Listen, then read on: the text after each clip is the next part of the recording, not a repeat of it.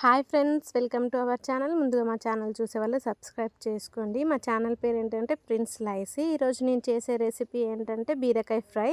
So బీరకాయ ఫ్రైకి కావాల్సిన పదార్థాలు ఏంటో ఇప్పుడైతే చూపిస్తున్నాను చూడండి. నేనైతే 1/2 kg బీరకాయ తీసుకున్నాను, అలాగే 2 ఆనియన్స్ కూడా తీసుకున్నాను. సో ఆనియన్స్ అయితే సన్నగా తరుముకున్నాను. ఒక 4-5 పచ్చిమిర్చి కూడా తీసుకున్నాను, అవి కూడా సన్నగా తరుముకున్నాను. సో ఇంకా లేట్ చేయడం ఎందుకు, వీడియోలోకి వెళ్ళిపోదాం రండి. ఇప్పుడైతే స్టవ్ ఆన్ చేసుకోవాలి. స్టవ్ ఆన్ చేసుకున్నాక ఒక ప్యాన్ పెట్టుకోవాలి. ప్యాన్ పెట్టుకొని అందులో 2 టేబుల్ స్పూన్ ఆయిల్ వేసుకోవాలి. ఆయిల్ బాగా హీట్ అయిన తర్వాత ముందుగా కట్ చేసుకున్న ఆనియన్స్ ఉన్నాయి కదా, వాటిని వేసుకోవాలన్నమాట. వాటిని అయితే వేసుకున్నాను నేను. వేసుకొని ఒకసారి ఫ్రై చేసుకుంటున్నాను చూడండి. అవి గోల్డెన్ కలర్లో వచ్చే వరకు ఫ్రై చేసుకోవాలన్నమాట. అవైతే బాగా ఫ్రై అయిపోయినాయి. ఇప్పుడు నేను అలాగే ముందుగా సన్నగా తరుముకున్న పచ్చిమిర్చి ఉన్నాయి కదా, వాటిని కూడా వేసుకుంటున్నాను చూడండి. వాటిని కూడా వేసుకున్నాను, అవి కూడా బాగా ఫ్రై అయిపోయాయి. కొంచెం సాల్ట్ వేసుకోవాలి, ఎందుకంటే పచ్చి పచ్చిగా ఉండకుండా బాగా ఫ్రై అయిపోతాయి కదా. సో అందుకోసమే నేనైతే కొంచెం సాల్ట్ వేసుకున్నాను. సాల్ట్ వేసుకొని అంతా ఒకసారి బాగా ఫ్రై చేసుకుంటున్నాను చూడండి. ఈ విధంగా ఫ్రై చేసుకోండి. అంతా ఒకసారి మళ్ళీ కలుపుకోవాలి, ఎందుకంటే మొత్తం ఫ్రై అయిందా లేదా అని తెలుసుకోవడానికి మొత్తం ఫ్రై చేసుకోవాలన్నమాట. అంతా బాగా కలుపుకున్నాము. అలాగే ముందుగా తీసుకున్న ఒక 1/2 kg బీరకాయని సన్నగా కట్ చేసుకున్నాను చెప్పాను కదా, వాటిని కూడా వేసుకుంటున్నాను చూడండి. అవి కూడా మొత్తం వేసుకున్నాను. వేసుకొని అలాగే కొంచెం సాల్ట్ వేసుకుంటున్నాను, ఎందుకంటే అవి కూడా తొందరగా మెత్తబడడానికి. సాల్ట్ వేసుకొని మొత్తం ఒకసారి కలుపుకున్నాను చూడండి. అంతా కలుపుకున్నాను.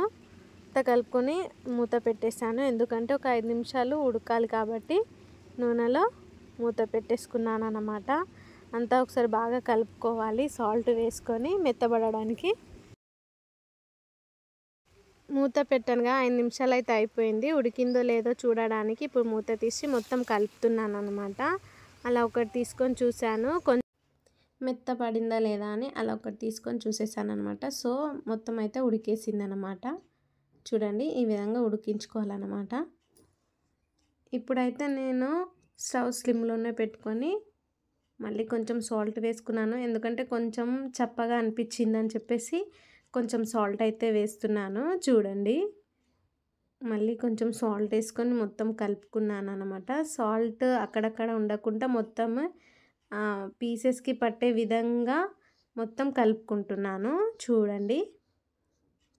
సో అంతా మొత్తం ఆ ముక్కలకి, అంటే బీరకాయ ముక్కలకి పట్టాలని చెప్పేసి మొత్తం కలిపేశాను. అయిపోయింది. అలాగే 5 నిమిషాలు ఉడికించుకున్నాను అనమాట సిమ్లో పెట్టుకొని. ఈ విధంగా అయితే అయిపోయింది. ఇప్పుడు మళ్ళీ అంతా బాగా ఉడికిందో లేదో అని ఒకసారి కలుపుకొని చూసుకోవాలి. మొత్తం అయితే ఉడికేసింది. అలాగే నేనైతే ఒక చిటికెడు అల్లం తీసుకున్నాను. కర్రీలో కంపల్సరీ అల్లం వేసుకుంటారు కదా, సో బీరకాయలో నేను కూడా వేసుకున్నాను.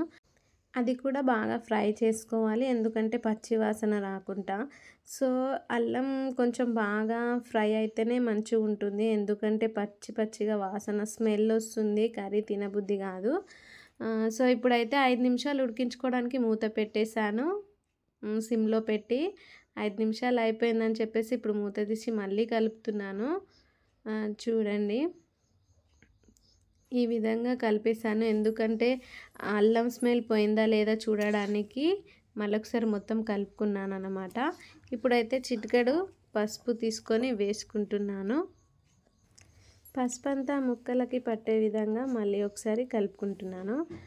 కర్రీకి సరిపడా ఎంత వేసుకున్నాను, చిటికెడు, అంటే చిటికెడే బాగుండదు కదా, కొంచెం కర్రీ కూడా తెల్లగా ఉంటే మంచిగా అనిపించదు. సో మా పసుపు కొంచెం ఎక్కువ వేసుకుంటేనే కలర్ బాగుంటుంది, టేస్ట్ కూడా బాగుంటుంది అని చెప్పేసి కొంచెం ఎక్కువ వేసుకున్నాను నేను. బాగా వేసుకుంటే చేదు వస్తుంది అంటారు కదా, సో అట్లా కాకుండా కొంచెం వేసుకున్నాను అనమాట. ఇప్పుడైతే అంతా ఒకసారి ఉడికేసింది. అంతా ఒకసారి బాగా కలిపేసుకున్నాను అన్నమాట. సో పసుపు అంతా ముక్కలకి పట్టే విధంగా కలుపుకున్నాను అనమాట. అలాగే కొంచెం కొత్తిమీర కూడా వేసుకుంటున్నాను. కర్రీ రెడీ అయిపోయింది ఫ్రెండ్స్. అంతే. మా వీడియో నచ్చినట్టయితే లైక్, షేర్, సబ్స్క్రైబ్ చేసుకోండి.